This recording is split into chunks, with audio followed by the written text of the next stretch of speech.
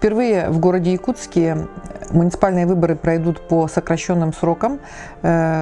Такая норма есть в Федеральном законе об основных гарантиях избирательных прав и права на участие в референдуме граждан Российской Федерации, ну и в законе о муниципальных выборах Республики Саха-Якутия. Сокращенные сроки означают, что если есть такая необходимость, то все сроки избирательных действий могут быть сокращены на 1/3.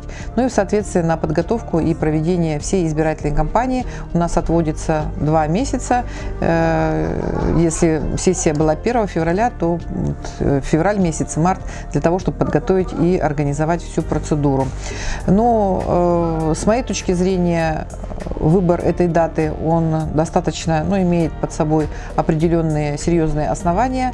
У нас никто пока еще не отменял ограничения, связанные с распространением коронавирусной инфекции.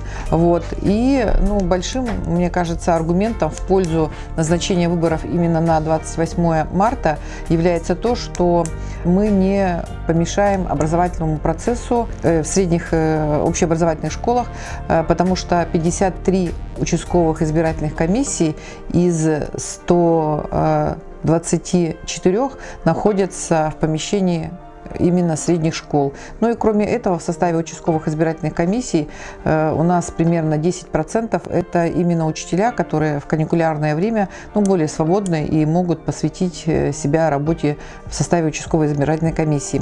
На муниципальных выборах в настоящее время существует по закону такая возможность, как досрочное голосование. Почему оно введено в закон?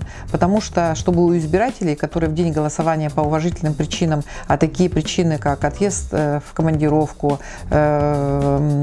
занятость на работе, занятия государственными, какими-то общественными делами и так далее, дает возможность прийти за 10 дней до дня голосования на избирательный участок и досрочно проголосовать. Часто избиратели называют эту форму голосования как голосование в конверте. Я думаю, что многие принимали участие. То есть ты приходишь, тебе дают избирательный бюллетень, ты отмечаешь, он складывается в конверт, и в день голосования достается, и уже членами комиссии опускает их в ящик для голосования. И в городе Якутске в декабре месяце было образовано новых 4 избирательных участков. Так у нас их 114 постоянных, к ним добавляется еще 4 новых. Это мы открыли участок на Гемеине в 25-й школе, еще будет 1 участок, потому что там такой микрорайон разрастается. Потом 203-й микрорайон, 2-й участок открылся.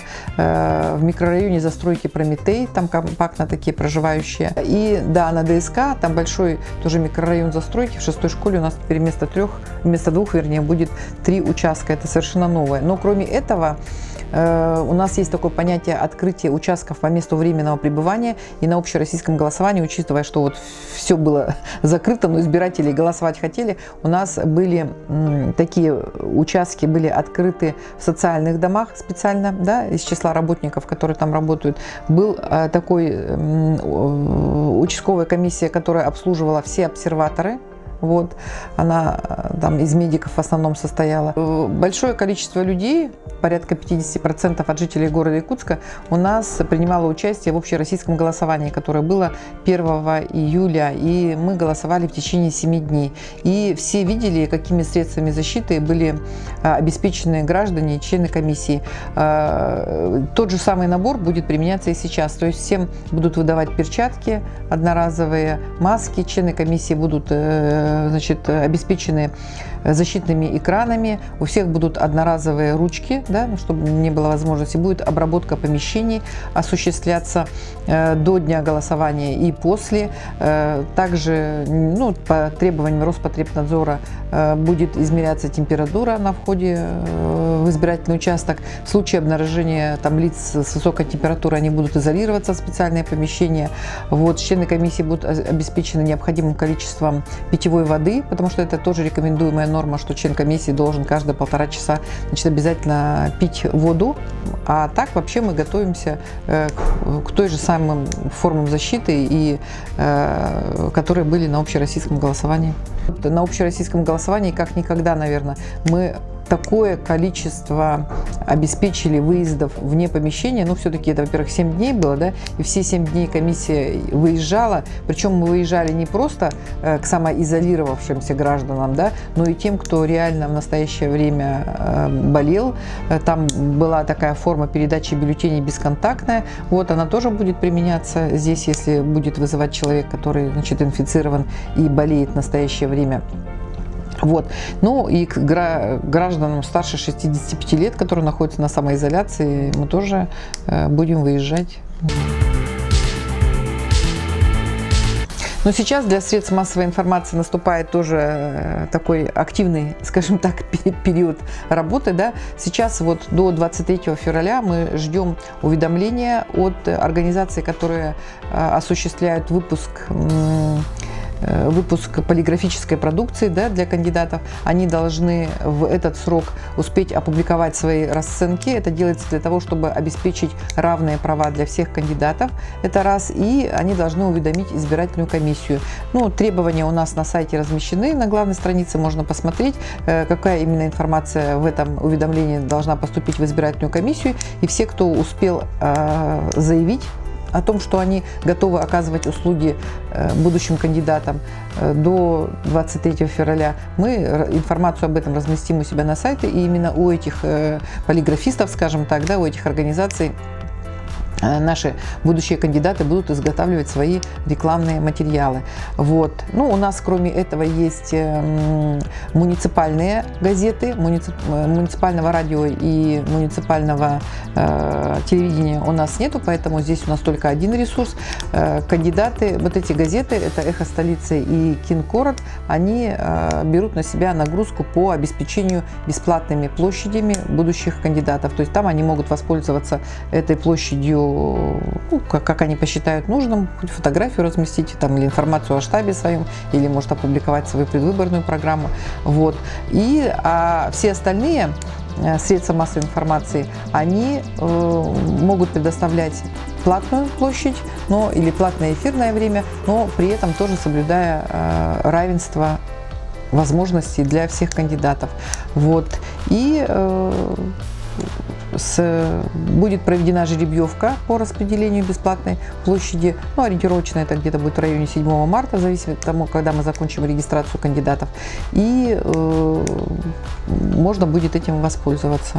Якутская городская дума официально опубликовала решение о назначении выборов, поэтому в течение 20 дней до 23 февраля можно подавать в избирательную комиссию информацию об услугах, которые предполагается выполнять какой-то организации. А сама агитация в средствах массовой информации для кандидатов начинается с 7 марта и заканчивается в 0 часов дня, предшествующего дню голосования. Но если у нас не будет многодневного голосования, это значит в 0 часов субботы, потому что в воскресенье у нас выборы. А если будет многодневное голосование, то в 0 часов четверга, потому что многодневное голосование, оно будет в пятницу, субботу, воскресенье. В каком виде средства массовой информации должны это сделать? Просто есть понятие оплатить объявление в газеты, есть понятие дать объявление на радио. Как они должны это сделать? Или просто можно уведомить? Нет, они, конечно, должны опубликовать, да, свои расценки. Это можно сделать не только обязательно в печатных СМИ, это можно и на сайте сделать. Просто нам тогда нужно будет, если сделали в газете публикацию такую, то, соответственно, нам газета прикладывается к уведомлению. А если это сделали там на сайте каком-то, указывается, когда, в какой день вышло, и скриншот той страницы, на которой это было опубликовано. Так, закон наш, конечно, очень часто меняется, но в этой части закон остался прежним, и те кандидаты, которые имеют опыт выдвижения, хочу сказать для них, что по сути ничего не поменялось. Выдвинуться на должность главы муниципального образования можно двумя способами. Это либо в порядке самовыдвижения, тогда самовыдвиженец, он собирает подписи в свою поддержку. Количество подписей минимальное, необходимое для регистрации, это 983 подписи. Второй вариант – выдвинуться от избирательного объединения. Избирательное объединение, оно включает в себя два вида. Да? Это либо политические партии, либо общественные объединения.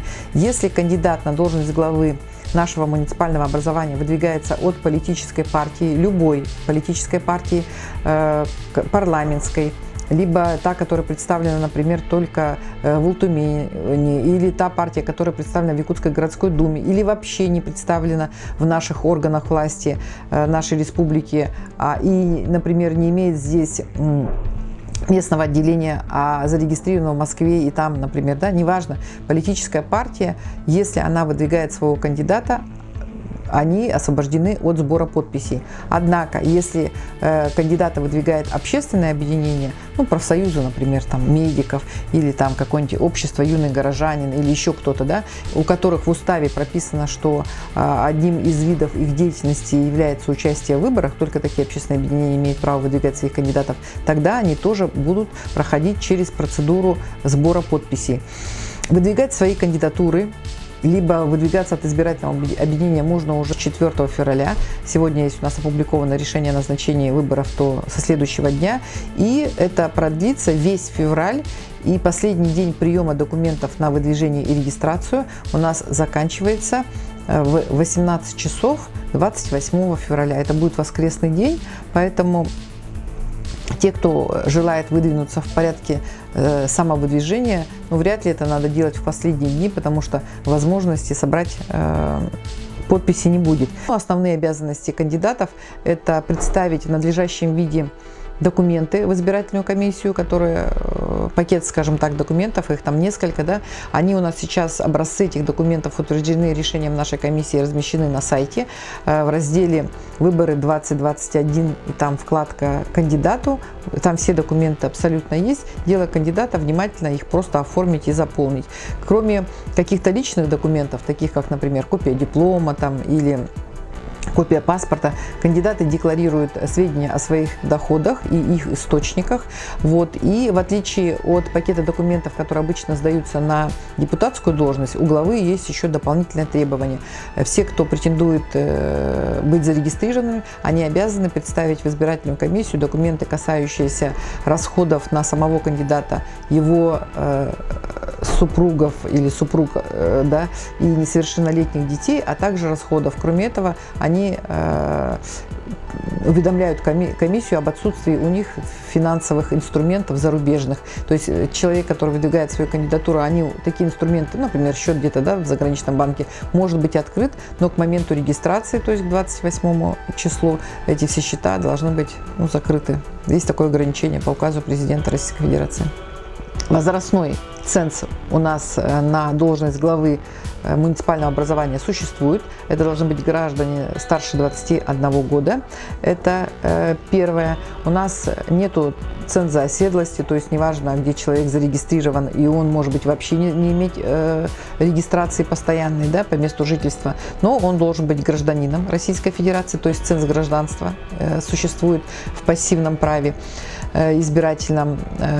Также он должен быть дееспособным и не быть осужденным решение суда ну, не отбывать наказание, во-первых, да, в местах лишения свободы, и, во-вторых, с момента совершения тяжкого и особо тяжкого преступления, с момента погашения, да, этой судимости должно пройти 10 и 15 лет соответственно. Но все это изложено в законе о муниципальных выборах, поэтому я думаю, что кандидатам надо изучать внимательно закон. Ну, кроме этого, мы разработали памятку для кандидатов, она тоже у нас размещена на сайте, там более таким, ну, простым языком, с указанием всех необходимых сроков, перечней, которые там надо сдавать в комиссию.